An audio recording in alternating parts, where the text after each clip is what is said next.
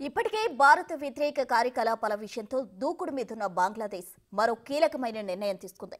భారత్ బంగ్లా సరిహద్దుల్లో అత్యాధునికమైన డ్రోన్లు మోహరించింది. దీంతో ఇండియన్ ఆర్మీ కూడా అలర్ట్ అయింది. ఈ డ్రోన్లు ఆపరేట్ చేసేది బంగ్లాదేశ్ ఆర్మీలోని 67వ ఆర్మీ డివిజన్. ఈ డివిజన్ ఇంటెలిజెన్స్ సర్వేలెన్స్ మిషన్స్ నిర్వహిస్తుంటుంది. ఉన్న పలంగా భారత్ సరిహద్దుల్లో వీటిని మోహరించడం ఇప్పుడు అనేక అనుమానాలకు తెరలేపుతోంది.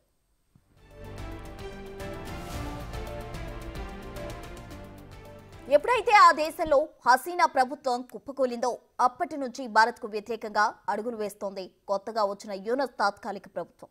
తాజాగా బంగ్లాదేశ్ టర్కీ నుంచి 12 బైరాక్టర్ డ్రోన్లు కొనుగోలు చేసేందుకు ఒప్పందం చేసుకుంది. ఇందులో 6 డ్రోన్లు ఇప్పటికే డెలివరీ ఇచ్చింది. ఈ డ్రోన్లు వచ్చి రాగానే భారత్ సరిహద్దుల్లో మోహరించింది.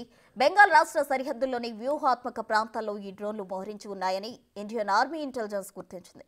వీటిపై పూర్తి నిఘా పెట్టామని, అవసరమైతే యాంటీ డ్రోన్స్ ఆపరేషన్ నిర్వహించేందుకు సిద్ధంగా ఉన్నట్లు ప్రకటించింది. అంతేకాదు బంగ్లాదేశ్లో ప్రభుత్వం మారినప్పటి నుంచి సరిహద్దులో హై అలర్ట్ ప్రకటించామని తెలిపింది. ఇప్పటికే బైరాక్టర్ డ్రోన్లు ఉక్రెయిన్లో వాటి సేవలు అందిస్తున్నాయి. ఒక్కో డ్రోన్ ధర $5.5 మిలియన్ ఉంటుందని ఓ అంచనా. ఈ డ్రోన్లు టర్కిష్ ఆర్మ్డ్ ఫోర్సెస్ చాలా ఆపరేషన్స్ లో ఉపయోగించి సక్సెస్ అయ్యాయి కూడా. Syria, Libya, Azerbaijan, Ethiopia, Qatar, Turkmenistan, Morocco, Kyrgyzstan, Poland, UAE, African దేశాల్లో కూడా ఈ డ్రోన్లు విరివిగా ఉపయోగిస్తున్నారు.